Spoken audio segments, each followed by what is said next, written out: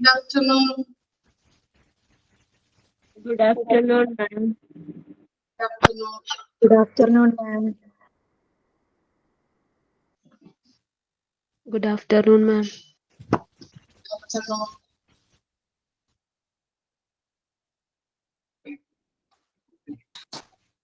കഴിഞ്ഞ ക്ലാസ്സിൽ എടുത്ത ഭാഗങ്ങൾ വായിച്ചു നോക്കിയായിരുന്നോ?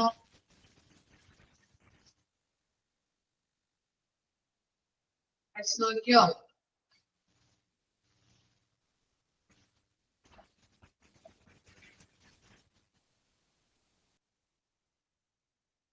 എവിടെ വരെ നമ്മൾ എടുത്തത്? ഡിഫറൻസ് പറഞ്ഞില്ലേ നമ്മള്?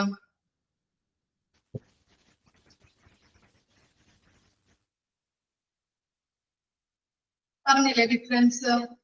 ഓർഡിനറി പർച്ചേസിന്റെയും ക്യാപിറ്റൽ എക്വിപ്മെന്റ് പർച്ചേസിന്റെയും ഡിഫറൻസ് നമ്മൾ അത്ര വരെയല്ലേ എടുത്ത് നിർത്തിയത്?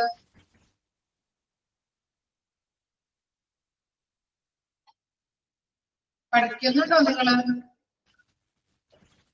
പഠിക്കാതെ വെച്ചോണ്ടിരുന്നാലും നിങ്ങൾക്ക് തന്നെയാണ് ബുദ്ധിമുട്ട്. തേർഡും ഫോർത്തും മൊഡ്യൂള് അത്ര രസമുള്ള ചാപ്റ്റേഴ്സ് അല്ല, ഇത് ബുദ്ധിമുട്ടാണ്.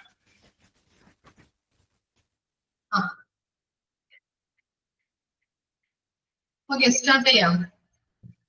3 ways to obtain an items to an organization. എന്താണ്? ഒരു ഓർഗനൈസേഷനില് ഒരു ഐറ്റം വാങ്ങിക്കാനായിട്ട് 3 വഴികളുണ്ട്. എന്തൊക്കെയാണ്? ഇങ്ങനെയൊക്കെ നമുക്ക് വാങ്ങിക്കാം. ഒരു ഓർഗനൈസേഷനിൽ നമ്മള് ഒരു ഐറ്റം, ഒരു ക്യാപിറ്റൽ എക്വിപ്മെന്റോ മറ്റേതെങ്കിലും ഐറ്റംസുമായിട്ട് ബന്ധപ്പെട്ട് നമ്മൾ വാങ്ങിക്കുകയാണെങ്കിൽ എങ്ങനെ, ഏതെല്ലാം രീതിയിൽ വാങ്ങിക്കാൻ പറ്റും നമുക്ക് പറയാൻ പറ്റുമോ? എങ്ങനെയൊക്കെ വാങ്ങിക്കാം? ഓട്ടെ, നിങ്ങൾ വീട്ടിലൊരു കാറ് വാങ്ങിക്കണേ, എങ്ങനെയെല്ലാം നമുക്ക് കാറ് വാങ്ങിക്കാം? ഏതൊക്കെ രീതിയിൽ നമുക്ക് പർച്ചേസ് ചെയ്യാൻ പറ്റും ഒരു കാറ്?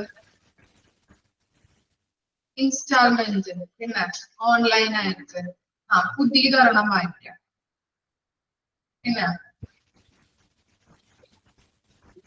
ഓൾഡ് അല്ലെ?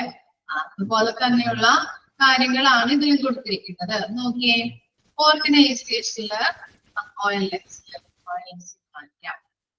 ഓക്കെ. ഇനി എന്താണ്? ഒരു ഓർഗനൈസേഷനിൽ ഒരു പുതിയൊരു ഐറ്റം അല്ലെങ്കിൽ ഒരു ഐറ്റം നമ്മൾ വാങ്ങിക്കുമ്പോ ഏതൊക്കെ രീതിയിലാണ്, ഏതൊക്കെ വഴികളിലൂടെയാണ് വാങ്ങിക്കുന്നത്? 3 രീതിയാണ് ഇവിടെ കൊടുത്തിരിക്കുന്നത്. എങ്ങനെയാണ്? ഫസ്റ്റ് വൺ നോക്കിയേ, പർച്ചേസിംഗ് ഓഫ് ന്യൂ എക്വിപ്മെന്റ് അല്ലെ? പുതിയ ഒരെണ്ണം നമുക്ക് വാങ്ങിക്കാം. ഇനി നമ്മുടെ കയ്യിൽ ക്യാഷ് ഇല്ല എങ്കിൽ നമ്മൾ എന്ത് ചെയ്യും? സെക്കൻഡ് ഹാൻഡ് ആയിട്ട് വാങ്ങിക്കോ അല്ലെ? അതാണ് purchasing of used or old equipment. ഇനി എങ്ങനെയാണ്? ഇനി ഈ 2 വഴികൾ അല്ലെങ്കിൽ ഇതിലൂടെ ഈ 2 പോസിബിൾ അല്ല എന്നുണ്ടെങ്കിൽ നമ്മൾ എന്ത് ചെയ്യും? എന്താ ചെയ്യാം? വാടകയ്ക്ക് എടുക്കും അല്ലെ നമ്മള്? അതാണ് ലീസിംഗ്. ബൈ ലീസിംഗ് എന്ന് പറയുന്നത് പാട്ടത്തിനോ അല്ലെങ്കിൽ വാടകയ്ക്കോ സാധനങ്ങള് പർച്ചേസ് ചെയ്യുന്നു. 3 രീതികളിലൂടെയാണ് അപ്പോൾ നമ്മൾ എന്ത് ചെയ്യുന്നത്? ഒരു ഓർഗനൈസേഷനിൽ ഒരു ഐറ്റം പർച്ചേസ് ചെയ്യുന്നത്. എങ്ങനെയൊക്കെയാണ്? പുതിയൊരെണ്ണം വാങ്ങിക്കാം, അല്ലെങ്കിൽ ഓൾഡ് എക്വിപ്മെന്റ് വാങ്ങിക്കാം, അല്ലെങ്കിൽ എങ്ങനെയാണ്? ലീസിംഗുമായിട്ട് ബന്ധപ്പെട്ട് വാടകയ്ക്ക് നമ്മൾ സാധനങ്ങൾ എടുക്കുന്നു, വാടകയ്ക്ക് എടുക്കുന്നു. ക്ലിയർ ആണോ? ഇനി നോക്കി ഓരോന്നും നമുക്ക് വിശദീകരിച്ച് പഠിക്കാനുണ്ട്. ഫസ്റ്റ് വൺ ആണ് പർച്ചേസിംഗ് എ ന്യൂ എക്വിപ്മെന്റ്. ഏതൊക്കെ രീതിയിലൂടെ നമ്മൾ പർച്ചേസിംഗ് ചെയ്യാൻ പറ്റും? നമുക്ക് ഒരു പുതിയൊരു എക്വിപ്മെന്റ് വാങ്ങിക്കാനായിട്ട് എങ്ങനെയൊക്കെ പറ്റാം? ഫസ്റ്റ് വൺ നോക്കിയേ, to collect the relevant data about the equipment or from the user department. Use chapter materials management ആണ് എടുത്തുകൊണ്ടിരിക്കുന്നത്. മെറ്റീരിയൽസ് മാനേജ്മെന്റ് പേജ് നമ്പർ കൂടി ഒന്ന് പറഞ്ഞു കൊടുത്തോളൂ. ഓക്കെ, ഫസ്റ്റ് വൺ എന്താണ്? To collect the relevant data about the equipment or from the user department. User department എന്ന് പറഞ്ഞാൽ എന്താ user department? ഓർമ്മയുണ്ടോ? user department എന്താണ്?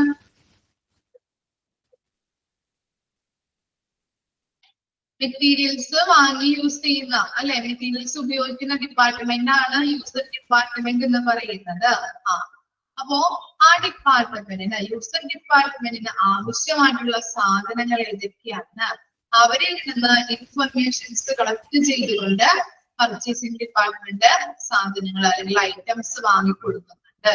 അങ്ങനെ നമുക്ക് എന്ത് ചെയ്യാം, പുതിയൊരു എക്യുപ്മെന്റ് അല്ലെങ്കിൽ പുതിയ മെറ്റീരിയൽസ് നമുക്ക് വാങ്ങിക്കാം.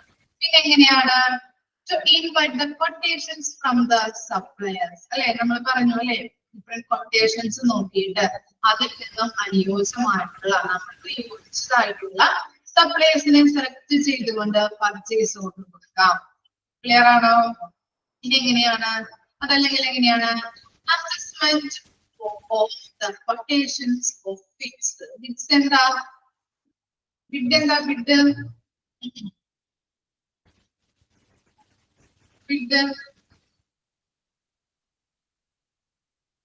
ബിഡ് എന്താണ്, ലേലം കേട്ടോ. ലേലം വഴി നമുക്ക് എന്താണ് സാധനങ്ങള് പർച്ചേസ് ചെയ്യാം. 3 രീതിയിലൂടെയാണ് നമ്മൾ ഒരു ന്യൂ എക്യുപ്മെന്റ് പർച്ചേസ് ചെയ്യുന്നത്. യൂസർ ഡിപ്പാർട്ട്മെന്റിന് ആവശ്യമായ സാധനങ്ങള് അവരുടെ കയ്യിൽ നിന്ന് ഇൻഫർമേഷൻസ് കളക്ട് ചെയ്തുകൊണ്ട് പർച്ചേസ് ഡിപ്പാർട്ട്മെന്റിന് വാങ്ങിച്ചു കൊടുക്കുന്നുണ്ട്. അതുപോലെ തന്നെ എന്താണ് സപ്ലൈസിനെ നമ്മൾ സെലക്ട് ചെയ്യുന്നുണ്ട് അല്ലെ, കൊട്ടേഷൻസ്, ഡിഫറെന്റ് കൊട്ടേഷൻസ് ഐഡന്റിഫൈ ചെയ്ത് അതിൽ നിന്ന് അനുയോജ്യമായിട്ടുള്ള സപ്ലൈസിനെ സെലക്ട് ചെയ്തുകൊണ്ട് നമ്മൾ പർച്ചേസ് ഓർഡർ കൊടുക്കുന്നു. അങ്ങനെ നമുക്ക് പുതിയൊരു എക്യുപ്മെന്റ് വാങ്ങിക്കാനായിട്ട് പറ്റും. പിന്നെ എങ്ങനെയാണ്, ലേലം വഴിയും നമ്മൾക്ക് ഈ പ്രോസസ്സ് ചെയ്യാവുന്നതാണ്. ക്ലിയർ അല്ലേ? 3 കാര്യങ്ങളൊക്കെയാണോ?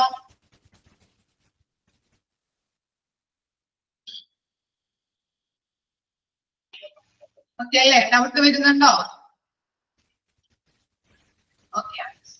ഇനി ഒരു പുതിയ എക്യുപ്മെന്റുമായിട്ട് ബന്ധപ്പെട്ട് ഫസ്റ്റ് എന്താ പറഞ്ഞത്, യൂസർ ഡിപ്പാർട്ട്മെന്റിന് ആവശ്യമായിട്ടുള്ള സാധനങ്ങള്, വേണ്ടി വരുന്ന സാധനങ്ങള് പർച്ചേസ് ഡിപ്പാർട്ട്മെന്റിനോട് പറയും അല്ലെ, റിക്വസിഷൻ കൊടുക്കില്ലേ, അഭ്യർത്ഥന നടത്തിയിട്ട് അവരെന്ത് ചെയ്യുന്നുണ്ട്, പർച്ചേസ് ഡിപ്പാർട്ട്മെന്റ് വാങ്ങിക്കൊടുക്കുന്നുണ്ട്. ഒരുമിച്ച് എല്ലാവരുടെ കയ്യിൽ നിന്ന് ഇൻഫർമേഷൻസ് സ്വീകരിച്ചിട്ട് എന്ത് ചെയ്യുന്നുണ്ട്, പർച്ചേസ് ഡിപ്പാർട്ട്മെന്റ് സാധനങ്ങള് പർച്ചേസ് ചെയ്ത് കൊടുക്കുന്നു.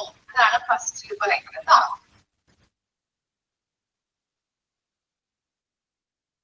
ഇനി ന്യൂ എക്യുപ്മെന്റ് പർച്ചേസിംഗുമായിട്ട് ബന്ധപ്പെട്ട് കുറച്ച് ഫാക്ടേഴ്സ് പഠിക്കാനുണ്ട്. ഫസ്റ്റ് വൺ നോക്കിയേ, economic life of the machine. It consists of the service life of an asset which reduces the average cost per period of service. It includes time and cost reduction. എന്താ പറയുന്നത്, നമ്മളൊരു machine വാങ്ങിക്കുമ്പോൾ അതിന്റെ service life എത്രത്തോളം ഉണ്ട്, അതിന്റെ ചിലവ് കുറവായിരിക്കണം. അതുപോലെ തന്നെ എന്താണ്, അതിന്റെ ഉപയോഗവുമായിട്ട് ബന്ധപ്പെട്ട് വരുന്ന ടൈം, കോസ്റ്റ് ആയാലും എന്താണ് കുറവായിരിക്കണം. അതാണ് എക്കണോമിക് ലൈഫ് എന്ന് പറയുന്നത്. എക്സാമ്പിൾ ആയിട്ട് നിങ്ങൾക്ക് മനസ്സിലാവുന്ന രീതിയിൽ പറഞ്ഞു തരാം. നമ്മൾ ഒരു മെഷീൻ വാങ്ങിച്ചു, ഹോസ്പിറ്റലുമായിട്ട് ബന്ധപ്പെട്ട് ഹോസ്പിറ്റൽ സർവീസ് നടത്താനായിട്ട് നമ്മളൊരു സ്കാനിങ് മെഷീൻ വാങ്ങിച്ചു.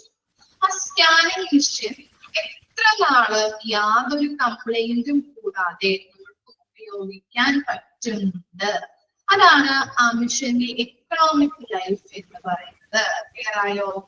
ആ മെഷീൻ എത്ര നാള് ഒരു റിപ്പയർസോ ഒരു മെയിൻ്റെനൻസ് വർക്കോ കൂടാതെ നമ്മൾക്ക് യൂസ് ചെയ്യാൻ പറ്റുന്നുണ്ട്, അതാണ് എക്കണോമിക് ലൈഫ് എന്ന് പറയുന്നത്. ഓക്കെ ആണോ? മനസ്സിലായോ ഒരു മെഷീന്റെ എക്കണോമിക് ലൈഫ് എന്താണെന്ന്? കിട്ടിയില്ലേ? ഇനി നോക്കിയേ, നെക്സ്റ്റ് ഫാക്ടർ ആണ് physical life of the machine. The total period of productivity of the machine or the entire life of the machine. എന്താണ്, വാങ്ങുന്ന മെഷീന്റെ ഉൽപാദനക്ഷമത എത്രത്തോളം ഉണ്ട്, അതുപോലെ തന്നെ ആ മെഷീന്റെ ഉപയോഗം എത്രത്തോളം ഉണ്ട് എന്നാണ് അതിന്റെ ഫിസിക്കൽ ലൈഫ് ഉദ്ദേശിക്കുന്നത്.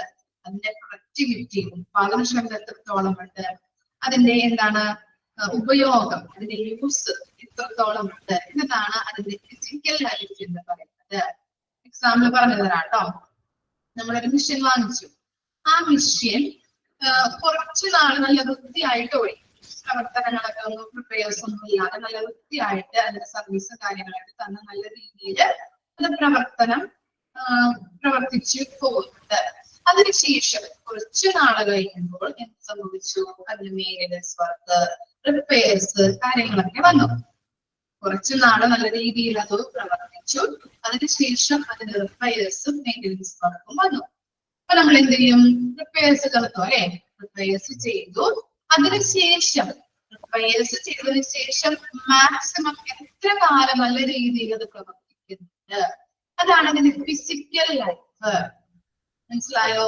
ഒരു മെഷീന്റെ ഫിസിക്കൽ ലൈഫ് എന്ന് പറയുന്നത് നമ്മളൊരു മെഷീൻ വാങ്ങിച്ചു, അതിനുശേഷം എന്താണ് അതിന് റിപ്പയർസ് കാര്യങ്ങളൊക്കെ വന്നു. റിപ്പയർസ് വർക്ക് വന്നു, മെയിൻ്റെനൻസ് വർക്ക് വന്നു. അതിനുശേഷം റിപ്പയർ ചെയ്തതിനു ശേഷം അത് എത്ര നാള് മാക്സിമം അതിന്റെ പ്രവർത്തനങ്ങള് നല്ല രീതിയിൽ നിന്ന് പോകുന്നുണ്ട്, ഇതാണ് എന്ത് പറയുന്നത്? അതിന്റെ ഫിസിക്കൽ ലൈഫ് എന്ന് പറയുന്നത്. ഓക്കെ ആണോ? ഫിസിക്കൽ ലൈഫും എക്കണോമിക് ലൈഫും ഓക്കെ ആണോ? മനസ്സിലായോ? ഓക്കെ ആണ്. ഞാൻ നോക്കട്ടെ, ക്വസ്റ്റ്യൻ ചോദിച്ചു നോക്കാം. നിങ്ങൾക്ക് ക്ലിയർ ആയോ നോക്കാം. ഞാനൊരു മെഷീൻ വാങ്ങി. ആ മെഷീൻ നല്ല രീതിയിൽ ഒരു 3 വർഷം നല്ല രീതിയിൽ റിപ്പയർസോ കാര്യങ്ങളോ ഒന്നും കൂടാതെ പ്രവർത്തനം തുടങ്ങി. മെയിൻ്റെനൻസ് വർക്ക് ഒന്നും വന്നില്ല 3 വർഷം. അതിനുശേഷം എന്താണ്? അതിന് മെയിൻ്റെനൻസ് വർക്ക്, റിപ്പയർസ് ഒക്കെ വന്നു. ആ റിപ്പയർസ് കഴിഞ്ഞതിന് ശേഷം വീണ്ടും 3 പ്രാവശ്യം കൂടി 3 ഇയർ നല്ല രീതിയിൽ പ്രവർത്തിച്ചു. അപ്പൊ അതിന്റെ ഫിസിക്കൽ ടോട്ടൽ ആയിട്ടുള്ള ഫിസിക്കൽ ലൈഫ് എത്രയാണെന്ന് പറയാൻ പറ്റുമോ? ഒരു മെഷീൻ വാങ്ങിച്ചു, total physical life 3 വർഷമാണോ? 6th year അല്ലേ? അതിന്റെ എക്കണോമിക് ലൈഫ് എന്ന് പറയുന്നത് എന്താണ് അല്ലെ? റിപ്പയർസോ കാര്യങ്ങളോ ഒന്നും കൂടാതെ അത് നല്ല രീതിയിൽ പ്രവർത്തിച്ചത് എത്ര ഇയർ ആണ്? 3 വർഷം. അതാണ് അതിന്റെ എക്കണോമിക് ലൈഫ് എന്ന് പറയുന്നത്. ഈ റിപ്പയർസ് ഒക്കെ കഴിഞ്ഞ് നല്ല രീതിയിൽ അത് ഫുൾ ആയിട്ട് എന്താണ് 3 വർഷം ഓടി. അപ്പൊ എന്താണ് അതിന്റെ ടോട്ടൽ ആയിട്ടുള്ള ഫിസിക്കൽ ലൈഫ് എന്ന് പറയുന്നത്? ടോട്ടൽ 6th month ആണ്, 6th ഇയർ ആണ് കേട്ടോ. 6th year. ക്ലിയർ ആയോ? എക്കണോമിക് ലൈഫും ഫിസിക്കൽ ലൈഫും മനസ്സിലായോ?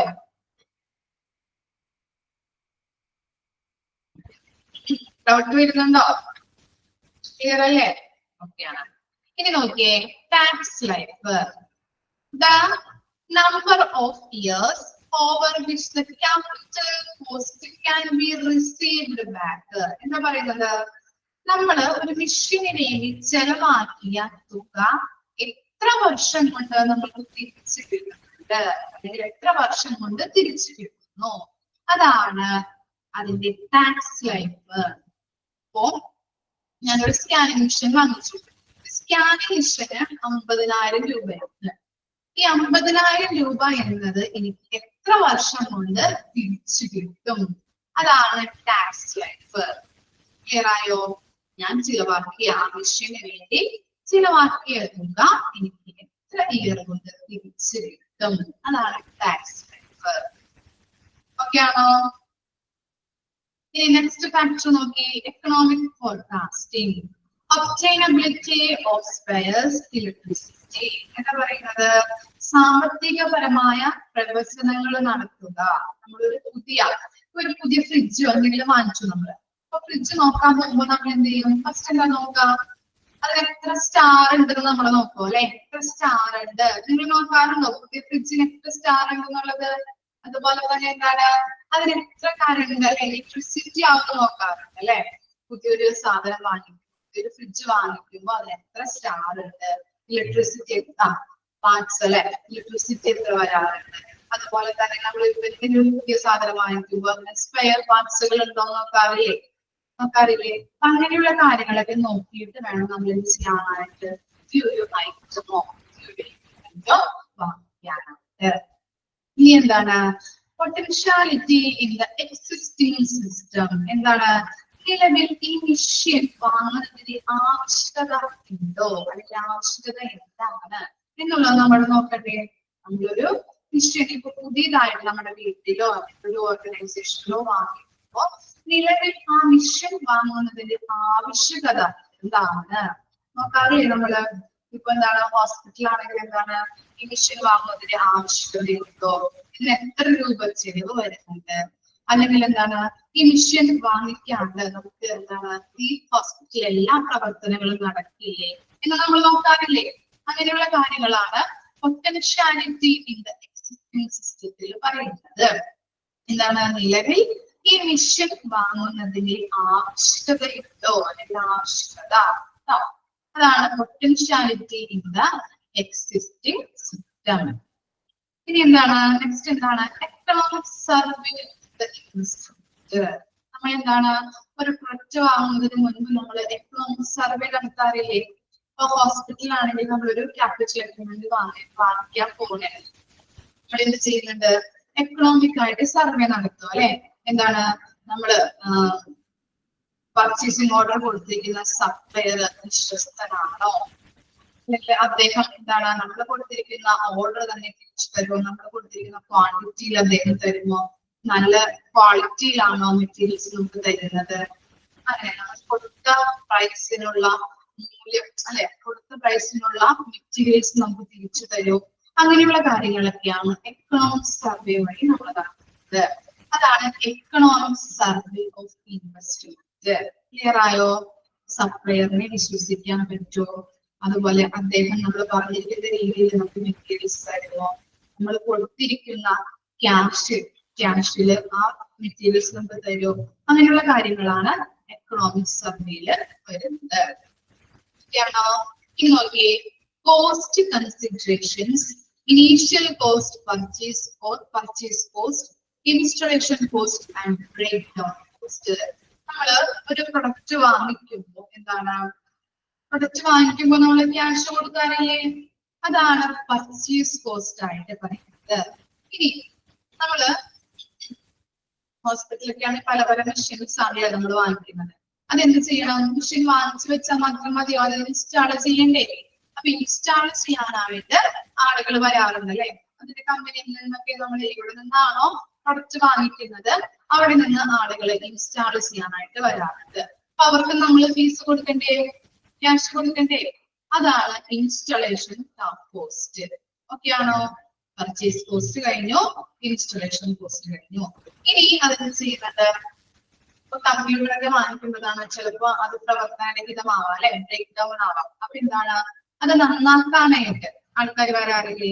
അപ്പൊ അവർക്കും എന്താണ് നമ്മൾ ക്യാഷ് കൊടുക്കണം. അപ്പൊ അതിന് വരുന്ന ഫീ, അവർക്ക് കൊടുക്കുന്ന ഫീനെയാണ് നമ്മൾ എന്ന് പറയുന്നത് ബ്രേക്ക് ഡൗൺ കോസ്റ്റ്. ഓക്കെ ആണോ? പർച്ചേസ് കോസ്റ്റ് ഉണ്ട്, ഇൻസ്റ്റലേഷൻ കോസ്റ്റ് ഉണ്ട്, ബ്രേക്ക് ഡൗൺ കോസ്റ്റ് ഉണ്ട്. ഈ മൂന്ന് കാര്യങ്ങളും കൂടി പരിഗണിച്ചാവണം നമ്മൾ ഇത് വാങ്ങിക്കാനായിട്ട് ഒരു മെറ്റീരിയലോ അല്ലെങ്കിൽ ഒരു എക്യുപ്മെന്റോ ഹോസ്പിറ്റലിലോട്ടോ അല്ലെങ്കിൽ ഓർഗനൈസേഷനിലോ വാങ്ങിക്കാൻ. മൂന്ന് കാര്യങ്ങളും കൂടി പരിഗണിച്ചിട്ട് വേണം നമ്മൾ ഒരു പ്രൊഡക്റ്റ് ഒരു ഓർഗനൈസേഷനിലോട്ട് വാങ്ങിക്കാനായിട്ട്. ക്ലിയർ ആയോ?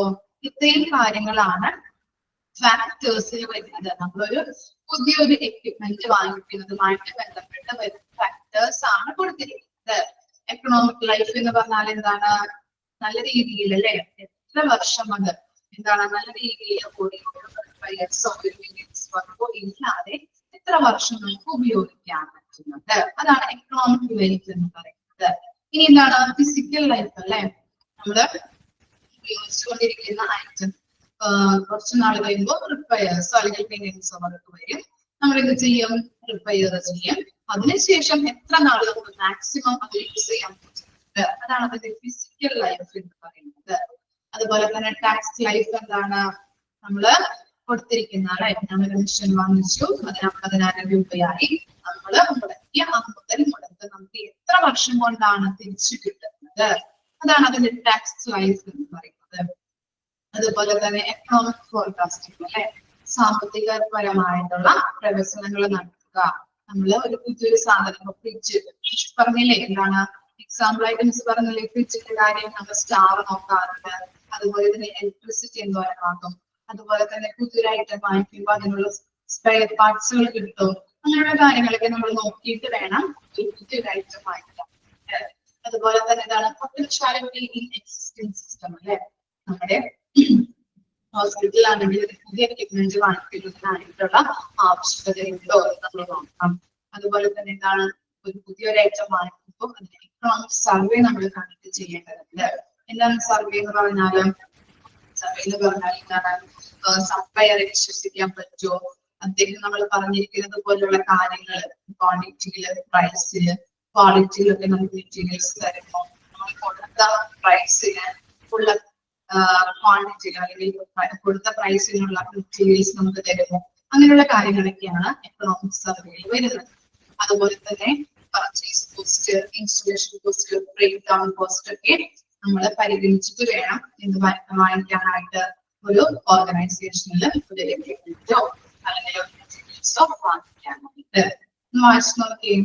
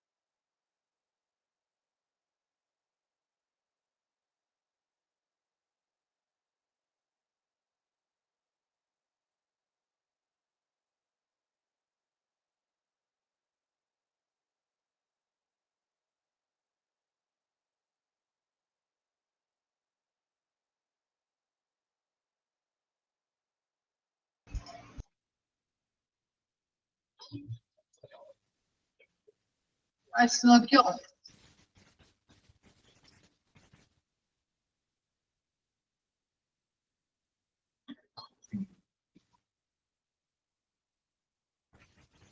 ഏതാണോ ഫാക്ടേഴ്സ്?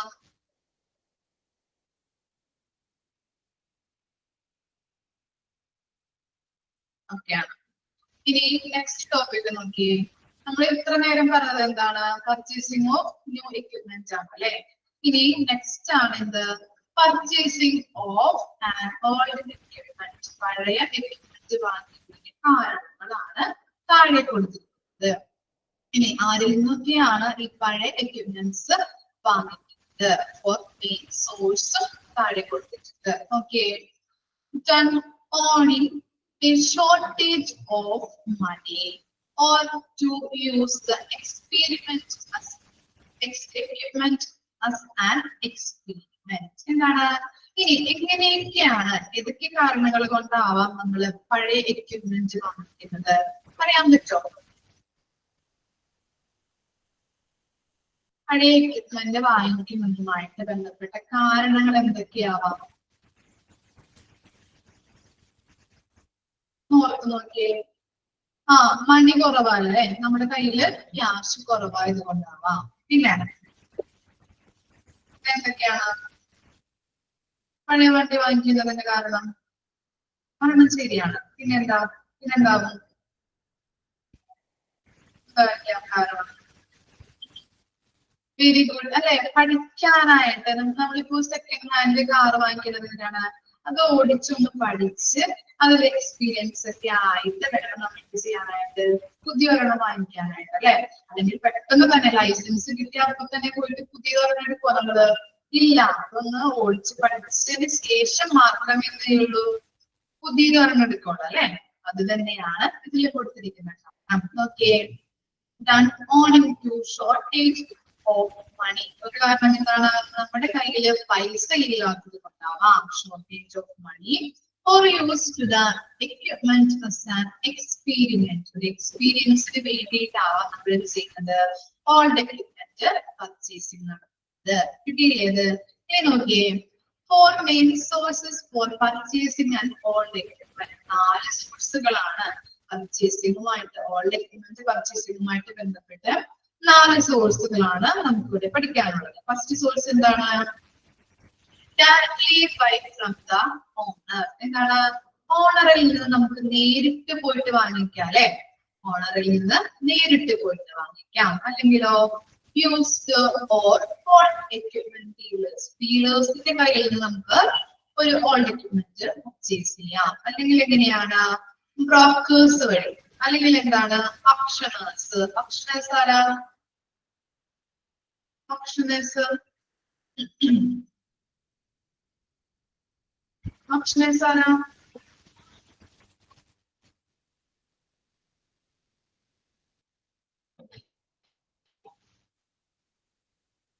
ഓപ്ഷനേഴ്സ് മീൻസ് ലേലം വഴി നമുക്ക് എന്ത് ചെയ്യാം? ലേലക്കാർ കേട്ടോ. ലേലം വഴി നമുക്ക് എന്ത് ചെയ്യാം? ഓൾഡ് എക്യുപ്മെന്റ് വാങ്ങിക്കാം. ഫസ്റ്റ് നോക്കിയേ, directly buying from the owner. Advantage is that we can see the work of the particular equipment and also about the details of past usage of the concerned equipment. ഇനി നമ്മൾ നേരിട്ട് ഓണറിന്റെ കയ്യിൽ നിന്ന് വാങ്ങിക്കുമ്പോ എന്തൊക്കെ advantage നമുക്ക് ഉണ്ടാവും? എന്തൊക്കെ ഗുണങ്ങളാണ് നമുക്ക് കിട്ടുന്നത്? പറയാൻ പറ്റുമോ?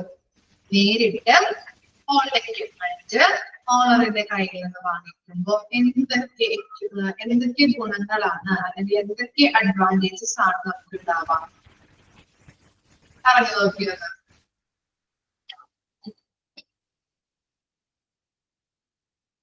കമ്മീഷൻ കൊടുക്കണ്ട. പിന്നെ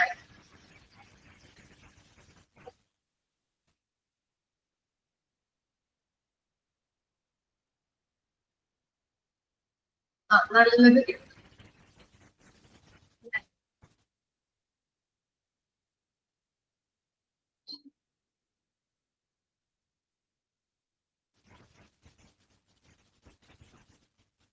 ഡീറ്റെയിൽ ആയിട്ട് നമുക്ക് അറിയാൻ പറ്റുമല്ലോ ഡീറ്റെയിൽസ്. അതുപോലെ തന്നെ എന്താണ് പെട്ടെന്ന് കിട്ടുന്ന ഡീറ്റെയിൽസ് നമുക്ക് അറിയാൻ പറ്റില്ല. നമുക്കൊന്ന് ഓടിച്ചു നോക്കാൻ പറ്റുമോ? നമുക്ക് ഓണറിന്റെ കയ്യിൽ നിന്ന് നമുക്ക് വാങ്ങിക്കുമ്പോൾ എന്താണ്, ഒന്ന് കാറാണെങ്കിൽ എന്താണ് ഒന്ന് ഓടിച്ചു നോക്കാനായിട്ട് തരും അല്ലെ? കണ്ടീഷൻ എങ്ങനെയാണ്, കാറിന്റെ കണ്ടീഷൻ എങ്ങനെയാണ്, അതുപോലെ എന്തെങ്കിലും അതിൽ ഫൈനൊക്കെ കിട്ടിയിട്ടുണ്ടെങ്കിൽ അതറിയാനായിട്ട് പറ്റും. അതുപോലെ അത് എത്ര കിലോമീറ്റർ ഓടിയിട്ടുണ്ട്, അങ്ങനെയുള്ള കാര്യങ്ങളൊക്കെ നമുക്ക് അറിയാനായിട്ട് പറ്റും. വണ്ടി കണ്ടീഷൻ ആണോ എന്ന് ചെക്ക് ചെയ്യാൻ പറ്റില്ലേ? അങ്ങനെയുള്ള കാര്യങ്ങളൊക്കെ നമുക്ക് എന്താണ് ഓണറിന്റെ കയ്യിൽ നിന്ന് നേരിട്ട് വാങ്ങിക്കുമ്പോ കിട്ടുന്ന അഡ്വാൻറ്റേജസ്. കിട്ടിയില്ലേ? അത് മനസ്സിലായില്ലേ? Directly buying from the. Okay, ഇനി എന്താണ് used or old equipment dealers? എന്താണ് warranty for a short period. അവർ തരുന്ന ഡീലേഴ്സിന്റെ കയ്യിൽ നിന്ന് വാങ്ങിക്കുമ്പോ അവർ തരുന്ന വാറന്റി എന്താണ്? ഷോർട്ട് പീരീഡ് ആയിരിക്കും. പിന്നെ എന്താണ് two type of equipment received from them. Rebuild and reconditioned equipment. എന്ത് ചെയ്യുന്നുണ്ട് അവര്? ഡീലേഴ്സിന്റെ കയ്യിൽ നിന്ന് നമ്മള് ഓൾഡ് എക്യുപ്മെന്റ് വാങ്ങിക്കുമ്പോ പഴയ സാധനം തന്നെ, പഴയ വണ്ടി തന്നെ ഒന്നും കൂടിയൊക്കെ റീബിൽഡ് ചെയ്താണ് അവർ തരുന്നത് അല്ലെ? ചിലപ്പോ ഒന്നും കൂടി പെയിന്റ് ഒക്കെ അടിച്ച്, പുതിയ പെയിന്റ് ഒക്കെ അടിച്ച്, എന്തെങ്കിലും സ്പെയർ പാർട്സുകളൊക്കെ മാറ്റി പുതിയത് സെറ്റ് ചെയ്തിട്ടാണ് നമുക്ക് റീകണ്ടീഷൻ ചെയ്തിട്ട് അവർ തരുന്നത്. അങ്ങനെയാണ് ഡീലേഴ്സിന്റെ കയ്യിൽ നിന്ന് നമ്മൾ ഓൾഡ് എക്യുപ്മെന്റ് പർച്ചേസിങ് ചെയ്യുന്നത്. കിട്ടിയോ? അവര് തരുന്ന വാറന്റി എന്ന് പറയുന്നത് എന്താണ്? ഷോർട്ട് പീരീഡിലേക്കാണ്. അതുപോലെ ഒന്നുകൂടി റീകണ്ടീഷൻ ആണ്, റീബിൽഡ് ചെയ്തിട്ടാണ് നമ്മുടെ തരുന്നത്. ഇനി എന്താണ് ബ്രോക്കേഴ്സിന്റെ കയ്യിൽ നിന്ന് തരുന്നത് അല്ലെ? ബ്രോക്കേഴ്സിന്റെ കയ്യിൽ നിന്ന് വാങ്ങിക്കാം. അതുപോലെ ലേലം വഴി, ഓപ്ഷനേഴ്സ് എന്ന് പറഞ്ഞാല് ലേലക്കാർ, അവരുടെ കയ്യിൽ നിന്ന് നമുക്ക് ഇത് ചെയ്യാം, ഈ ഓൾഡ് എക്യുപ്മെന്റ് പർച്ചേസ് ചെയ്യാം. കിട്ടിയില്ലേ? ഇനി എന്താണ് both are risky sources and there will be no guarantee. ഇനി എന്താ പറയുന്നത്? ഈ ബ്രോക്കേഴ്സിന്റെ കയ്യിൽ നിന്നും ഓപ്ഷനേഴ്സിന്റെ കയ്യിൽ നിന്നും നമ്മള് ഓൾഡ് എക്യുപ്മെന്റ് വാങ്ങിക്കുമ്പോൾ അതെന്താണ് റിസ്ക് ഉണ്ട്, അതായത് റിസ്കി സോഴ്സസ് ആണ് എന്നാണ് പറയുന്നത്. അതുപോലെ തന്നെ എന്താണ് അവര് വാറന്റി തരുന്നുണ്ടോ? ഇല്ല. No warranty. ക്ലിയർ ആണോ? ഇത്രയും കാര്യങ്ങളാണ് ഇത് പർച്ചേസിംഗ് ഓൾഡ് എക്യുപ്മെന്റ്സിൽ വരുന്നത് ഫോർ മെയിൻ സോഴ്സസ്. ജസ്റ്റ് ഒന്ന് റീഡ് ചെയ്തേ.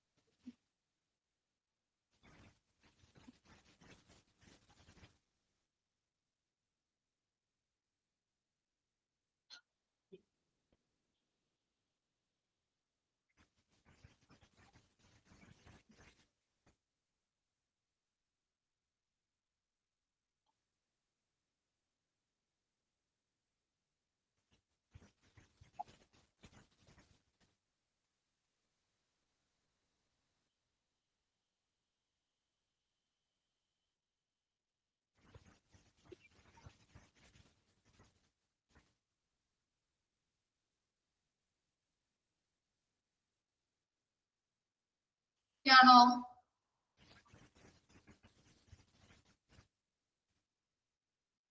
The next topic നോക്കിയേ. Disadvantages in buying and old equipment. Old equipment purchase ചെയ്യുമ്പോൾ അതിന് എന്തൊക്കെ ദോഷങ്ങളാണുള്ളത്? ഫസ്റ്റ് വൺ നോക്കിയേ. Economic life period of particular equipment cannot be ascertained. അല്ലെ, ഉപകരണം എത്ര നാള് ഉപയോഗിച്ചു എന്ന് നമുക്കറിയാൻ പറ്റുമോ? ഓൾഡ് എക്യുപ്മെന്റ് വാങ്ങിക്കുമ്പോൾ ഇല്ല. അതാണ് economic life period of particular equipment cannot be ascertained. ഒരു ഉപകരണം നമ്മൾ വാങ്ങിക്കുമ്പോൾ, ഓൾഡ് എക്യുപ്മെന്റ് വാങ്ങിക്കുമ്പോൾ അത് എത്ര നാള് ഉപയോഗിച്ചു എന്ന് നമുക്ക് അറിയാനായിട്ട് പറ്റില്ല. ഇനി എന്താണ്? No after sale service. വാങ്ങിച്ചു കഴിഞ്ഞാല് ആഫ്റ്റർ സെയിൽ സർവീസ് ചെയ്ത് തരില്ല. അതുപോലെ തന്നെ എന്താണ്? മെയിൻ്റനൻസ് ചാർജ് ഹൈ ആയിരിക്കും. നമുക്കറിയാലേ, ഒരു സെക്കൻഡ് ഹാൻഡ് ആയിട്ടുള്ള എന്തെങ്കിലും എക്യുപ്മെന്റ് വാങ്ങിച്ചാലും എന്താണ് അത് പെട്ടെന്ന് ചീത്തയാവാനായിട്ട് അല്ലെ, റിപ്പയേഴ്സ് കൂടുതലായിരിക്കും. അതുകൊണ്ട് തന്നെ എന്താണ് എപ്പോഴും നമുക്ക് ഓൾഡ് എക്യുപ്മെന്റ് വാങ്ങിക്കുമ്പോൾ ആ റിപ്പയേഴ്സിന്റെ പുറകെ നടക്കാനേ നമുക്ക് നേരം ഉണ്ടാവുള്ളൂ അല്ലെ. പക്ഷേ റിപ്പയേഴ്സ് വരുമ്പോ എന്താണ് പെട്ടെന്ന് മെയിൻ്റനൻസ് ചാർജ് ഹൈ ആണ്, കൂടുതലാണ്. റിപ്പയേഴ്സ് തന്നെ ആയിരിക്കും. സ്ഥിരം ഇങ്ങനെ റിപ്പയർ ചെയ്തുകൊണ്ടിരിക്കുമ്പോൾ നമുക്ക് അത് പുതിയതാണ് വാങ്ങിക്കാൻ തരും. അങ്ങനെയുള്ളൊരു ഇതിലേക്ക് നമ്മൾ എത്തും. അപ്പൊ അതാണ് പറയുന്നത് എന്താണ് മെയിൻ്റനൻസ് ചാർജ് ഹൈ ആണ്. ഓൾഡ് എക്യുപ്മെന്റ് വാങ്ങിക്കുമ്പോൾ അതിന് വരുന്ന മെയിൻ്റനൻസ് ചാർജുകൾ ഹൈ ആയിരിക്കും. ഇതൊക്കെയാണ് ഇത് ഡിസ്അഡ്വാൻറ്റേജസ് ആയിട്ട് പറയുന്നത്. ഫസ്റ്റ് വൺ എന്താ പറഞ്ഞത്? ഉപകരണം എത്ര നാള് ഉപയോഗിച്ചു എന്ന് നമുക്ക് അറിയാനായിട്ട് പറ്റില്ല. അതുപോലെ തന്നെ നോ ആഫ്റ്റർ സെയിൽ സർവീസ്, അതുപോലെ റിപ്പയേഴ്സ്, മെയിൻ്റനൻസ് ചാർജ് ഒക്കെ എന്താണ് ഹൈ ആണ്. ക്ലിയർ അല്ലേ? ഈ നെക്സ്റ്റ് ഇമ്പോർട്ടന്റ് ടോപ്പിക് ആണ് ലീസിംഗ്. നമ്മൾ പറഞ്ഞു എന്താണ് ഒരു ഉപകരണം 3 പേരിലൂടെയാണ് ഒരു ഓർഗനൈസേഷനിൽ വാങ്ങിക്കുന്നത് അല്ലെ. ഒരു ന്യൂ എക്യുപ്മെന്റ് ആയിട്ട് വാങ്ങിക്കാം, അതുപോലെ തന്നെ ഓൾഡ് എക്യുപ്മെന്റ് ആയിട്ട് വാങ്ങിക്കാം, അല്ലെങ്കിൽ എന്താണ് ലീസിംഗ് അല്ലെ, വാടകയ്ക്ക് എടുക്കാം. ക്ലിയർ ആയില്ലേ? മൂന്നാമത്തെയാണ് നമ്മൾ പഠിക്കാൻ പോകുന്നത്. Leasing of an equipment. Leasing is A process by which the right to handle an equipment changes, but ownership does not change.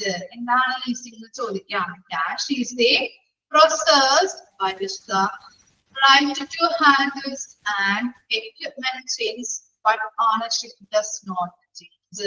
എന്താണ് ചോദിക്കുക കേട്ടോ, ഇമ്പോർട്ടന്റ് ക്വസ്റ്റ്യൻ ആണ്. ലീസിംഗ് എന്ന് പറഞ്ഞാൽ എന്താണ്? ഒരു പ്രോസസ് ആണ് അല്ലെ. ഒരു ഉപകരണം കൈകാര്യം ചെയ്യുന്നതിനുള്ള അവകാശം ആർക്ക് കൊടുക്കുന്നുണ്ട്? ആ സാധനം, ആ ഐറ്റം വാങ്ങിക്കുന്ന ആളുകൾ കൊടുക്കുന്നുണ്ട് അല്ലെ. ഒരു ഉപകരണം കൈകാര്യം ചെയ്യുന്നതിനുള്ള അവകാശം മാത്രമാണ് നമ്മൾ അവർക്ക് കൊടുക്കുന്നത്. ഓണർഷിപ്പ് കൊടുക്കുന്നുണ്ടോ? But ownership does not change അല്ലെ. ഞാനൊരു സാധനം ആർക്കാം? അർഷയ്ക്ക് കൊടുത്തു. ഹർഷയ്ക്ക് കൊടുത്തപ്പോ ഞാൻ അതിന്റെ ഓണറാണ് അല്ലെ. ഞാൻ എന്താണ് ഹർഷയ്ക്ക് അത് കൈകാര്യം ചെയ്യുന്നതിനുള്ള അവകാശം മാത്രമാണ് കൊടുക്കുന്നത്. ഓണർഷിപ്പ് ഞാൻ കൈമാറുന്നുണ്ടോ ഹർഷയ്ക്ക്? ഇല്ല അല്ലെ. ഓണർഷിപ്പ് അതിന്റെ ഓണർ എന്ന നിലയിൽ എന്താണ് ആ ഓണർഷിപ്പ് ഞാൻ കൈമാറുന്നില്ല. പക്ഷെ എന്താണ് ആ ഉപകരണം കൈകാര്യം ചെയ്യുന്നതിനുള്ള അവകാശം മാത്രമാണ്. റൈറ്റ്സ് എന്ന് പറഞ്ഞാൽ എന്താണ് അവകാശം. കൈകാര്യം ചെയ്യുന്നതുമായിട്ട് ബന്ധപ്പെട്ട അവകാശമാണ് ഞാൻ ഹർഷയ്ക്ക് കൊടുക്കുന്നത്. ക്ലിയർ ആയോ? ഓക്കെ ആണോ? ലീസിംഗ് നമ്മൾ വാടകയ്ക്ക് സാധനങ്ങൾ എടുക്കില്ലേ? വാടകയ്ക്ക് തരുമ്പോ എന്താണ് ആ ഓണർഷിപ്പ് എന്താണ് ആ തരുന്ന ആൾക്കാണ് അല്ലെ. അതാണ് അവിടെ പറയുന്നത്.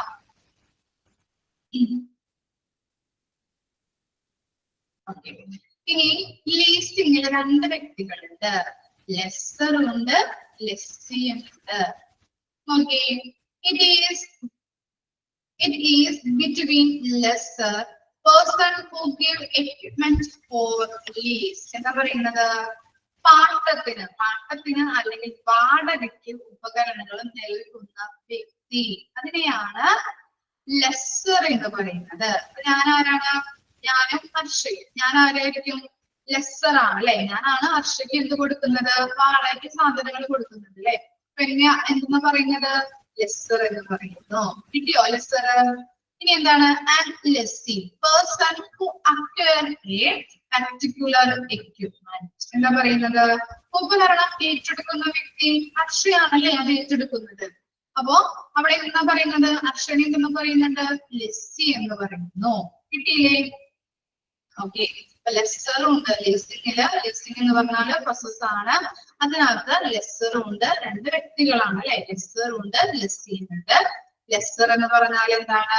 ഓണർ ആണ്. അതുപോലെ തന്നെ ലെസ്സി എന്ന് പറഞ്ഞാല് ഉപകരണം ഏറ്റെടുക്കുന്ന വ്യക്തി. അതിനെയാണ് നമ്മൾ എന്ന് പറയുന്നത്? ലെസ്സി എന്ന് പറയുന്നത്. ക്ലിയർ ആയോ?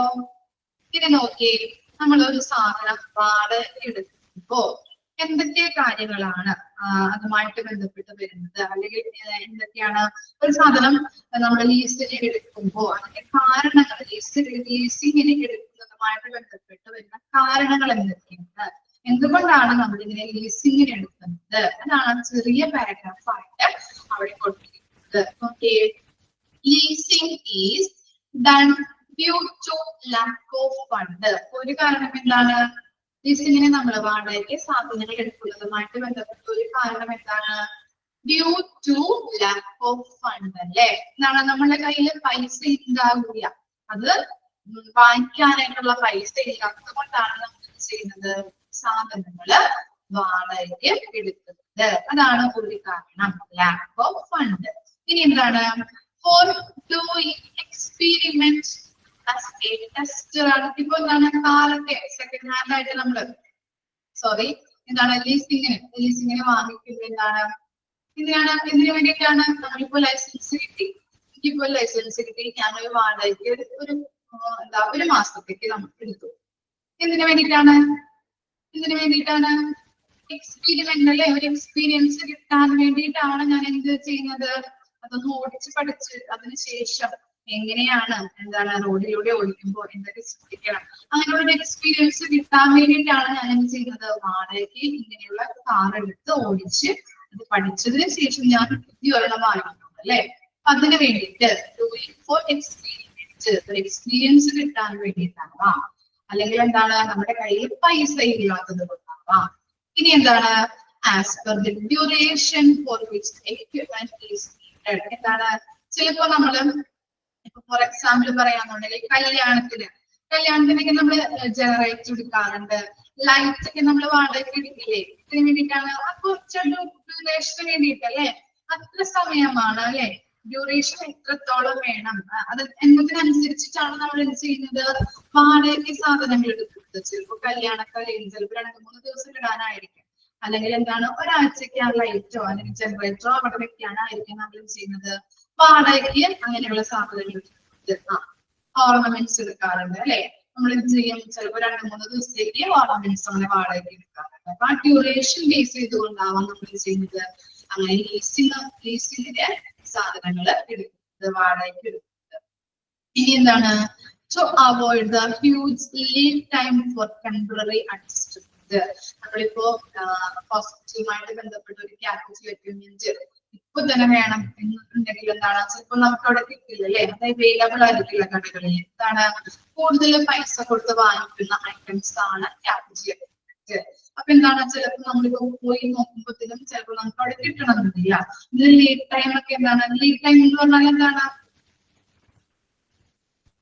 Lead time? നമ്മൾ സാധനങ്ങൾ ഓർഡർ ചെയ്തു, അത് നമ്മുടെ കയ്യിൽ കിട്ടാനുള്ള ആ ടൈമാണ് ലീഡ് ടൈം. അപ്പൊ എന്താണ് ലീഡ് ടൈം ഒക്കെ കൂടുതലാവുന്നത് കൊണ്ട് തന്നെ ടെമ്പററി അഡ്ജസ്റ്റ്മെന്റിന് വേണ്ടിയിട്ട് നമ്മുടെ സാധനങ്ങൾ വാടകയ്ക്ക് എടുക്കുന്നത് ഓർഡർ ചെയ്ത് കിട്ടുന്ന വരെയുള്ള ടൈമാണ് ലീഡ് ടൈം. അപ്പൊ ആ ലീഡ് ടൈം ഒക്കെ കൂടുതലാകുന്നത് കൊണ്ട് തന്നെ എന്താണ് ഒരു ടെമ്പററി ആയിട്ട് താൽക്കാലികമായിട്ട് അഡ്ജസ്റ്റ് ചെയ്യുന്നതിന് വേണ്ടിയിട്ട് നമ്മൾ ലീസിങ്ങിന് സാധനങ്ങൾ വാടകയ്ക്ക്. ഇനി എന്താണ് or when the capital equipment is available only on lease. എന്താണ് ക്യാപിറ്റൽ എക്യുപ്മെന്റ് കുറെ അന്വേഷിച്ച് കിട്ടാതെയാകുമ്പോൾ പറഞ്ഞില്ലേ, എന്താണ് കടകളിലേക്ക് പോയിട്ട് അന്വേഷിച്ച് കിട്ടാതെ ആകുമ്പോൾ നമ്മൾ എന്ത് ചെയ്യാറുണ്ട്, അങ്ങനെയും സാധനങ്ങൾ നമ്മൾ ലീസിന് എടുക്കാറുണ്ട്, വാടകയ്ക്ക് എടുക്കാറുണ്ട്.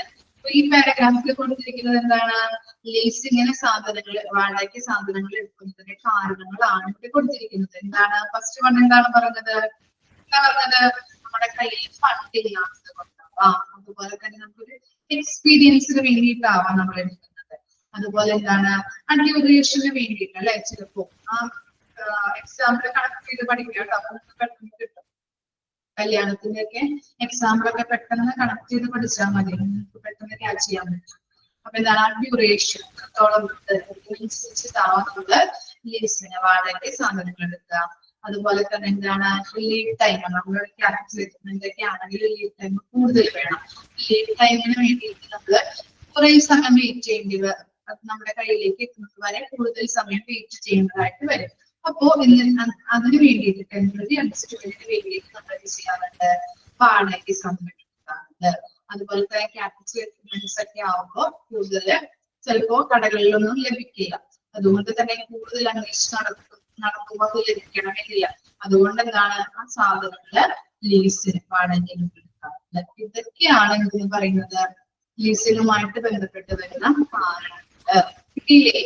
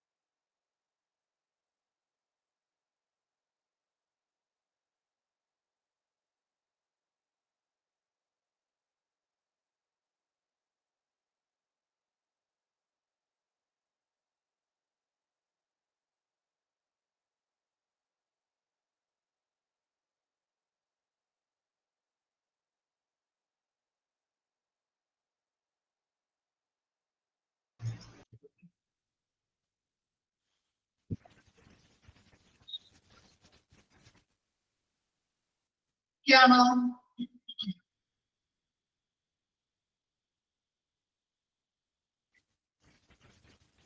ഇത് നോക്കിയേ, നെക്സ്റ്റ് ടോപ്പിക് നോക്കിയേ. Advantages of leasing. Small initial outlay is required. Risk of obsolescence is less. എന്താണ് ഔട്ട്ലേ എന്ന് പറഞ്ഞാൽ? എന്താണ് മുതൽ മുടക്ക് കേട്ടോ. ഔട്ട്ലേ എന്ന് പറഞ്ഞാൽ ഇനീഷ്യൽ ഔട്ട്ലേ എന്ന് പറഞ്ഞാൽ എന്താണ്? മുതൽ മുടക്കാണ്. അപ്പൊ മുതൽ മുടക്ക് കുറയുന്നുണ്ട് അല്ലെ. ലീസിങ്ങിന്റെ ഗുണങ്ങളാണ് നമ്മുടെ സാധനങ്ങള് വാടകയ്ക്ക് എടുക്കുന്നതിന്റെ ഗുണങ്ങളാണ് നമ്മൾ പറയുന്നത്. അപ്പൊ എന്താണ് മുതൽ മുടക്ക് കുറയുന്നുണ്ട്. അതുപോലെ തന്നെ risk of obsolescence is less. Obsolescence എന്ന് പറഞ്ഞാൽ എന്താണ്? കാലാഹരണപ്പെടൽ. എന്താണ് കാലാഹരണപ്പെടല്? കാലാഹരണപ്പെടൽ പറഞ്ഞാൽ ചിലപ്പോ അത് ഉപയോഗിക്കാൻ പറ്റാത്ത അവസ്ഥ, ചിലപ്പോ എന്താണ് അപ്ഡേറ്റഡ് ആവുന്നത് അല്ലെങ്കിൽ ഓൾഡ് ഫാഷൻ ആവുന്നത്, അങ്ങനെയുള്ള റിസ്ക് നമുക്ക് അവിടെ അല്ലെ കുറയ്ക്കാനായിട്ട് പറ്റുന്നുണ്ട്. അതുപോലെ maintenance can be done by both the lesser and the busy. എന്തെങ്കിലും മെയിൻ്റെനൻസ് വർക്ക് ഒക്കെ വന്നു കഴിഞ്ഞിട്ടുണ്ടെങ്കിൽ ആ ഉപകരണവുമായിട്ട് ബന്ധപ്പെട്ട് റിപ്പയേഴ്സ് ഒക്കെ വന്നു കഴിഞ്ഞാല് ആർക്ക് രണ്ടു പേർക്കും എന്താണ് അത് ചെയ്യാനായിട്ടുള്ള റെസ്പോൺസിബിലിറ്റി ഉണ്ട്. ലെസ്സർക്കായാലും ബെസ്സിക്കായാലും എന്താണ് ആ വർക്ക് റിപ്പയർ ചെയ്യാനായിട്ടുള്ള റെസ്പോൺസിബിലിറ്റി ഉണ്ട്. പിന്നെന്താണ് procurement of the equipment lead time is less. അല്ലേ? എന്താണ് പ്രൊക്യൂർമെന്റ് എന്ന് പറഞ്ഞിട്ടുണ്ടെങ്കിൽ? എന്താണ് പ്രൊക്യൂർമെന്റ്? സംഭരണം. പ്രൊക്യൂർമെന്റ് എന്ന് പറഞ്ഞാല് സംഭരണം. ഓക്കെ. അതുപോലെ തന്നെ ലീഡ് ടൈം അറിയാലോ. പ്രൊക്യൂർമെന്റ് ആയാലും അതുപോലെ തന്നെ സംഭരണം ആ ലീഡ് ടൈം നമ്മള് മെറ്റീരിയൽ ഓർഡർ ചെയ്ത് നമ്മുടെ കയ്യിൽ എത്തുന്നത് വരെ റിസീവ് ചെയ്യുന്ന ടൈമാണ് ലീഡ് ടൈം. ആ ലീഡ് ടൈമും കുറയ്ക്കാനായിട്ട് പറ്റുന്നുണ്ട്. ഇതൊക്കെയാണ് എന്ത് അഡ്വാൻറ്റേജസ് ഓഫ് ലീസിംഗ്. എന്താ പറഞ്ഞത്? മുതൽ മുടക്ക് കുറയ്ക്കാൻ പറ്റുന്നുണ്ട്. അതുപോലെ റിസ്ക് ഓഫ് ഒബ്സലൻസ്, കാലാഹരണപ്പെടുന്നത്, അത് കുറയ്ക്കാനായിട്ട് പറ്റുന്നുണ്ട്. അതിന്റെ റിസ്ക് കുറയ്ക്കാൻ പറ്റുന്നുണ്ട്. അതുപോലെ തന്നെ എന്തെങ്കിലും മെയിൻ്റെനൻസ് വർക്ക് ഒക്കെ വന്നു കഴിഞ്ഞാല് ലെസ്സറും ലെസ്സിക്കും അതിന്റെ റെസ്പോൺസിബിലിറ്റി ഉണ്ട്. അതുപോലെ സംഭരണവും ലീഡ് ടൈമും കുറയ്ക്കാനായിട്ട് പറ്റുന്നുണ്ട്. ഇനി നമ്മള് അവിടെ പറഞ്ഞിരിക്കുന്നത് പോലെ തന്നെ ഔട്ട്ലേ എന്താണ്, ഒബ്സലൻസ് എന്താണെന്ന് തിരിച്ചു കൊടുത്തിരിക്കുന്നതാണ് കേട്ടോ. ഒന്നത് നോട്ട് ചെയ്ത് പഠിക്കുക. എന്താണ് ഔട്ട്ലേ, അല്ലെങ്കിൽ എന്താണ് ഒബ്സലൻസ് ചോദിക്കാം. ക്വസ്റ്റ്യൻ ചോദിക്കാം. ഇമ്പോർട്ടന്റ് ആണ്. നോക്കിയേ, ഔട്ട്ലേ എന്ന് പറഞ്ഞാൽ എന്താണ്? മുതൽ മുടക്ക് അറിയാലോ. Okay. amount of money spent on something. എന്താണ്? നമ്മളൊരു സാധനം വാങ്ങാനായിട്ട് ചിലവാക്കുന്ന തുക, അതിനെയാണ് നമ്മൾ ഔട്ട്ലേ എന്ന് പറയുന്നത്. എന്താണ്? an amount of money spent on something. നമ്മളൊരു സാധനം വാങ്ങിക്കാനായിട്ട് ചിലവാക്കുന്ന തുകയാണ് ഔട്ട്ലേ എന്ന് പറയുന്നത്. കിട്ടിയില്ലേ? ഔട്ട്ലേ എന്താണെന്ന്? ഒരു സാധനം വാങ്ങിക്കാനായിട്ട് നമ്മൾ ചിലവാക്കുന്ന തുക. എന്താണ്? obsolescence, the process of being outdated or old-fashioned and no longer used. Longer used ഉള്ളതൊന്ന് മേലേല് എഴുതണം കേട്ടോ. നോ ലോങ്ങർ യൂസ്ഡ് ഒരുമിച്ചാണ്, മിസ്റ്റേക്ക് ആണ് കേട്ടോ. കിട്ടിയില്ലേ? the process of being updated or old-fashioned and no longer used ഒരുമിച്ച് എഴുതണം കേട്ടോ അത്. ഓക്കെ. ഒബ്സലൻസ് എന്ന് പറഞ്ഞാൽ എന്താണ്? കാലാഹരണപ്പെടൽ. കാലാഹരണപ്പെട്ടതോ ഓൾഡ് ഫാഷൻ ആയതോ ആയ അവസ്ഥനെയാണ് ഒബ്സലൻസ് എന്ന് പറയുന്നത്. അല്ലെങ്കിൽ എന്ത് പറയാം നമുക്ക്? ഒരു സാധനം അല്ലെങ്കിൽ ഒരു ഉപകരണം ഉപയോഗിക്കാൻ പറ്റാത്ത അവസ്ഥ. അല്ലെ? കാലാഹരണപ്പെടൽ എന്ന് പറഞ്ഞിട്ടുണ്ടെങ്കിൽ എന്താണ്? അത് ഉപയോഗിക്കാൻ പറ്റാത്ത അവസ്ഥ. അതിനെയാണ് ഒബ്സലൻസ് എന്ന് പറയുന്നത്. കിട്ടിയില്ലേ? എന്താ പറഞ്ഞത്? കാലാഹരണപ്പെട്ടതോ ഓൾഡ് ഫാഷനോ ആയതായിട്ടുള്ള അവസ്ഥയെയാണ് ഒബ്സലൻസ് എന്ന് പറയുന്നത്. അല്ലെങ്കിൽ എങ്ങനെ പറയാം? ആ ഉപകരണം ഉപയോഗിക്കാൻ പറ്റാത്ത അവസ്ഥ. ഔട്ട്ലേ എന്താണ്? ഒബ്സലൻസ് എന്താണ്? ക്വസ്റ്റ്യൻ ചോദിക്കും കേട്ടോ. ഇമ്പോർട്ടന്റ് ആണ്. കിട്ടിയോ? ഔട്ട്ലേ എന്താണ്, ഒബ്സലൻസ് എന്താണെന്നുള്ളത്? ഓക്കെ അല്ലേ? ഓക്കെ. ഇനി നോക്കിയേ, ഡിസ്അഡ്വാൻറ്റേജസ് കൂടി പറഞ്ഞിട്ട് നമുക്ക് വൈൻഡ് അപ്പ് ചെയ്യാം കേട്ടോ. എന്താണ് ഡിസ്അഡ്വാൻറ്റേജസ് ആയിട്ട് വരുന്നത്? ദോഷങ്ങൾ എന്താണ് ലിസണിങ്ങിന്റെ? He is the lesser. അവിടെ ലെസ്സറിന്റെ അവിടെ സ്പെല്ലിംഗ് മിസ്റ്റേക്ക് ഉണ്ട്, അതൊന്ന് തിരുത്തിക്കോളൂ കേട്ടോ. LESSOR lesser. ഇത് ഈ പാരഗ്രാഫിലെ ലെസ്സർ എന്നുള്ള എല്ലാവർക്കും തിരുത്താണ് സ്പെല്ലിംഗ് മിസ്റ്റേക്ക് ഉണ്ട്. He is the lesser who controls the equipment. Lesser has the access to the equipment inspection. Lesser has the right to seize the lease period. എന്താ പറയുന്നത്? ഇവിടെ പറയുന്നത് ലെസ്സർക്കാണ് മെയിൻ ആയിട്ടുള്ള റെസ്പോൺസിബിലിറ്റി. ലീസിംഗിൽ വരുന്നത് എന്താണ്? അതിന്റെ ഒരു ഡിസ്അഡ്വാൻറ്റേജസ് ആയിട്ടാണ് പറയുന്നത്. ലീസിംഗില് എന്താണ്? ആ എക്യുപ്മെന്റ് കൺട്രോൾ ചെയ്യുന്നതും എക്യുപ്മെന്റ് ഇൻസ്പെക്ഷൻ ചെയ്യുന്നതുമായിട്ട് ബന്ധപ്പെട്ട് എല്ലാ കാര്യങ്ങളും ചെയ്യുന്നത് ആരായിരിക്കും? ലെസ്സർ ആയിരിക്കും. ലെസ്സറിനാണ് ഫുൾ റെസ്പോൺസിബിലിറ്റി എന്ന് പറയുന്നത്. അതുപോലെ തന്നെ lessor has the right to cease the lease period. ഇപ്പോ നമ്മള് സാധനങ്ങൾ വാടകയ്ക്ക് എടുക്കുമ്പോൾ നമ്മൾ എന്താണ് ഒരു എഗ്രിമെന്റ് വെക്കും അല്ലെ? ലെസ്സറും ലെസ്സിയും തമ്മിലുള്ള എഗ്രിമെന്റ് വെക്കും. അപ്പോ അങ്ങനെ എഗ്രിമെന്റ് വെക്കുമ്പോ ഈ ലെസ്സി സാധനങ്ങൾ കൊടുക്കാം. ഈ ലെസ്സർ എന്ത് ചെയ്യുന്നുണ്ട്? ഉപകരണം കൈമാറുന്നുണ്ട് അല്ലെ? ഈ എഗ്രിമെന്റ് ലെസ്സിക്ക് കൊടുക്കുന്നുണ്ട്, പക്ഷെ ഓണർഷിപ്പ് അവിടെ കൊടുക്കുന്നില്ല. അപ്പോ ഈ ലെസ്സി ആ റൂൾസ് ആൻഡ് റെഗുലേഷൻസിൽ പറഞ്ഞിരിക്കുന്നത് പോലെ അല്ല ആ ഉപകരണം ഉപയോഗിക്കുന്നതെങ്കിൽ ആയിട്ട് ചെയ്യാൻ പറ്റും ലെസ്സറിന്. അത് ആ എഗ്രിമെന്റ് എന്താണ് കട്ട് ചെയ്യാൻ അല്ലെങ്കിൽ എന്താണ് സ്റ്റോപ്പ് ചെയ്യാനായിട്ട് ഉള്ള അധികാരം ആർക്കുണ്ട്? ലെസ്സറിനുണ്ട്. കിട്ടിയോ? കരാറ് നിർത്തലാക്കാനായിട്ടുള്ള അധികാരമുണ്ട്. ആർക്കുണ്ട്? ലെസ്സറിനുണ്ട് എന്നാണ് പറയുന്നത്. അപ്പോൾ ഇതിന്റെ ഡിസ്അഡ്വാൻറ്റേജസ് ഓഫ് ലീസുകൾ എന്തൊക്കെയാണ് പറഞ്ഞത്? നമ്മള് ഉപകരണം കൺട്രോൾ ചെയ്യുന്നതുമായിട്ട് ബന്ധപ്പെട്ട്, അതുപോലെ ഇൻസ്പെക്ഷൻ നടത്തുന്നതുമായിട്ട് ബന്ധപ്പെട്ടിട്ടുള്ള എല്ലാ കാര്യങ്ങളും ചെയ്യുന്നത് ആർക്കാണ്? അതിന്റെ റെസ്പോൺസിബിലിറ്റി ആർക്കാണ് വരുന്നത്? ലെസ്സറിനാണ് വരുന്നത്. അതുപോലെ തന്നെ ഇവരെന്ത് ചെയ്യുന്നുണ്ട്? ഒരു കരാർ വെക്കുന്നുണ്ട്, വെക്കുന്നുണ്ട്. സാധനങ്ങള് വാടകയ്ക്ക് കൊടുക്കുമ്പോൾ ലെസ്സിയുമായിട്ടൊരു കരാർ ഉറപ്പിക്കുന്നുണ്ട്. ലെസ്സറിന് ഇനി എന്ത് പവർ ഉണ്ടെന്നാണ് പറയുന്നത്? ഈ എഗ്രിമെന്റിൽ പറഞ്ഞിരിക്കുന്നത് പോലെ, ആ റൂൾസ് ആൻഡ് റെഗുലേഷൻസിൽ പറഞ്ഞിരിക്കുന്നത് പോലെയല്ല ലെസ്സി ഈ ഉപകരണം ഉപയോഗിക്കുന്നതെങ്കിൽ ലെസ്സറിന് ആ കരാറ് നിർത്തലാക്കാനുള്ള അധികാരം ഉണ്ട്. ക്ലിയർ ആയോ? ഓക്കെ ആണോ? Disadvantages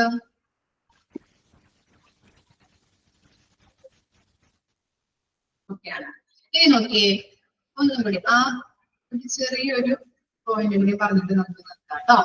Shared service are done in case of hospital waste management, incinerator and laundry service, washing machines. എന്താണ്? നമ്മളിപ്പോ സ്പേസ് കുറവുള്ള ഹോസ്പിറ്റൽസ് ഒക്കെ ഉണ്ടാവുമല്ലോ, അവരെന്ത് ചെയ്യുന്നുണ്ട്? ഇൻസിനറേറ്റർ. എന്താണ് ഇൻസിനറേറ്റർ? ബയോമെഡിക്കൽ വേസ്റ്റ് മാനേജ്മെന്റ് പഠിച്ചതല്ലേ? എന്താണ് ഇൻസിനറേറ്റർ?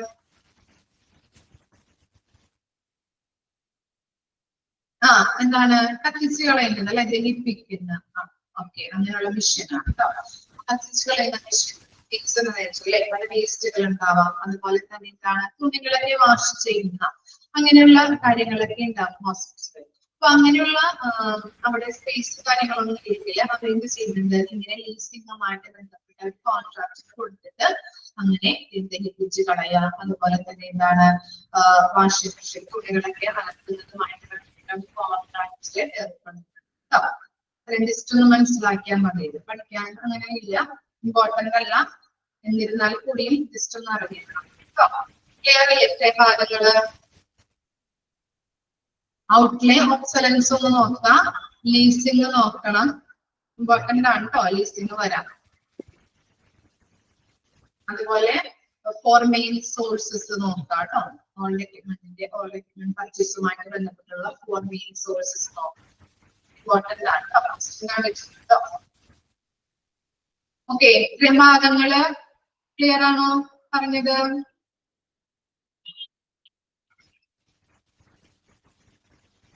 ഉണ്ടോ? ഓക്കെയാണ്. അടുത്ത ക്ലാസ്സിൽ വരുമ്പോ ഇത്രയും ഭാഗങ്ങള് പഠിച്ചിട്ട് വരാം. Okay, thank you.